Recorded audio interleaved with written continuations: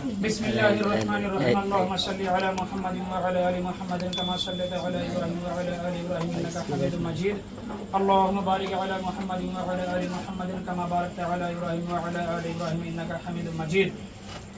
ہمارا سب سے پہلا سوال یہ ہے کہ ہمارے نبی پاک صلی اللہ علیہ وسلم کی سب سے پیاری چہیتی لاڈلی بیٹی حضرت فاطمۃ الزہرا کا نکاح کس سے ہوا تھا؟ اسے حضرت علی رضی اللہ تعالی عنہ اور حضرت علی رضی اللہ تعالی عنہ کے بیٹے کا نام کسی کو پتا ہے؟ نہیں معلوم ہے؟ ابھی بہت سے بچے محرم میں لاٹھی کھیلنے گئے تھے. کس کے لیے گئے تھے؟ حضرت امام حسن و حسین رضی اللہ تعالیٰ عنہ کے لیے. یہ حضرت علی اور حضرت فاطمۃ الزہرا کے بیٹے ہیں. تو ہمارا اگلا سوال یہ ہے کہ یہ بتائیے قرآن میں پورے قرآن میں کتنے پارے ہیں؟ پہلے یہ بتائیے. 30 پارے ہیں. تو ان 30 پاروں میں کل کتنے واجب سجدے ہیں؟ 14. کتنے ہیں؟ 14 تو بتا دیا.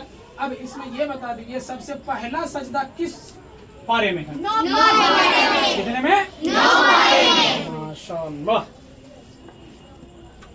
اب ہمارا اگلا سوال یہ ہے کہ یہ بتائیے حضرت یوسف علیہ السلام کہ حضرت یوسف علیہ السلام کے والد محترم کا نام کیا تھا؟ حضرت یعقوب علیہ السلام. کیا؟ حضرت یعقوب علیہ السلام. حضرت یعقوب علیہ السلام. ٹھیک ہے. اب ہمارا اگلا سوال یہ ہے کہ یہ بتائیے عشرۂ مبشرہ کسے کہتے ہیں؟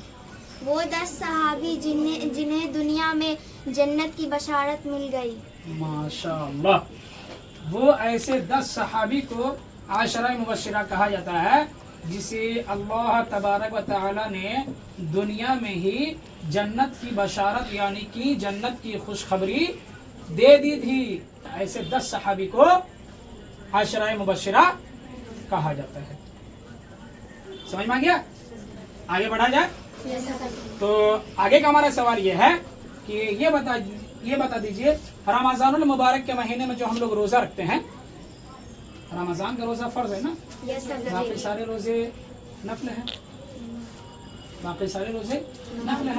کچھ روزے سنت بھی ہیں، لیکن رمضان المبارک کا روزہ جو ہے وہ فرض ہے.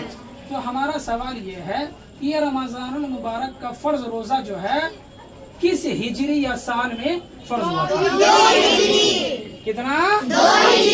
2 ہجری. اب ہمارا اگلا سوال یہ ہے کہ یہ بتائیے کس نبی کو ذبیح اللہ کہا جاتا ہے؟ حضرت اسماعیل علیہ السلام کو. اور کیوں کہا جاتا ہے؟ کیونکہ حضرت اسماعیل علیہ السلام ہی ایسے نبی ہیں جن کو اللہ کی راہ میں قربان کیا جا رہا تھا اور جس کی یاد میں ہم لوگ ذی الحجہ کے مہینے میں بقرعید یا قربانی عید الاضحیٰ مناتے ہیں. ٹھیک ہے. اب ہمارا اگلا سوال یہ ہے کہ یہ بتائیے اللہ تعالی نے ہم لوگ جو اس دنیا میں رہتے ہیں، دنیا کتنی بڑی ہے؟ بہت بڑی ہے نا. تو ہمارا سوال یہ ہے کہ اتنی بڑی دنیا جہاں پر ساری دنیا میں لاکھوں اربوں خرب لوگ رہتے ہیں، اتنے سارے کنٹریز بسے ہوئے ہیں، دریا سمندر پہاڑ درندے چرندے پرندے ہر ایک چیز موجود ہے اس دنیا میں. بہت ساری چیزیں ہیں نا، ان گنت بے شمار. تو ہمارا سوال یہ ہے کہ اللہ تبارک و تعالی نے اس پوری کائنات کو، پوری دنیا کو کتنے دنوں میں بنایا؟ کتنے دنوں میں؟ 6 دنوں میں. اور کیسے؟ अपनी कुदरत से। कैसे? अपनी कुदरत से। अपनी कुदरत से। अब हमारा अगला सवाल यह है कि ये बताइए हमारे नबी सल्लल्लाहु अलैहि वसल्लम का नामी मोहम्मद किसने रखा?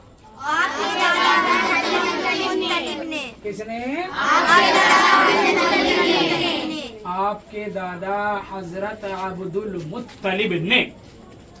अच्छा ये बताइए, ये नाम जो मोहम्मद रखा गया था, क्या पूरी दुनिया में मोहम्मद नाम हमारे नबी पाक सल्लल्लाहु अलैहि वसल्लम के रखने से पहले क्या पूरी दुनिया में कहीं पर किसी का मोहम्मद नाम था?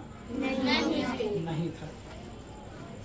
मोहम्मद सबसे पहले हमारे नबी पाक सल्लल्लाहु अलैहि वसल्लम का ही नाम रखा गया था मोहम्मद। इसीलिए उम्मत मुस्लिमा के जितने भी मर्द हैं, लड़के हैं, उनके नाम के आगे में देखिएगा मोहम्मद रहता है ना। अब हमारा अगला सवाल ये है कि ये बताइए फिरऔन के दरबार में, फिरऔन के महल के अंदर, फिरऔन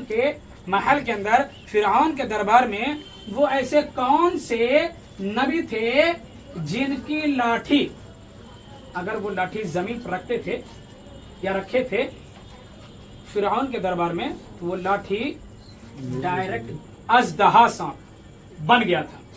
हज़रत मूसा अलैहिस्सलाम। इसका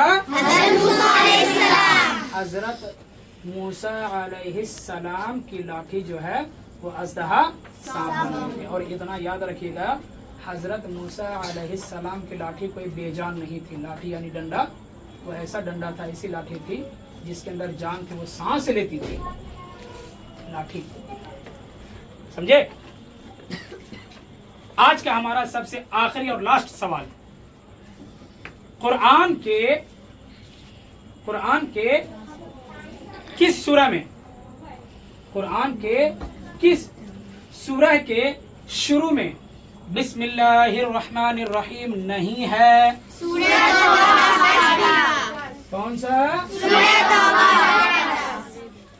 सूरह तौबा। और किस पारे में ये? 10 पारे में। माशाअल्लाह, बहुत बहुत अच्छी बात है।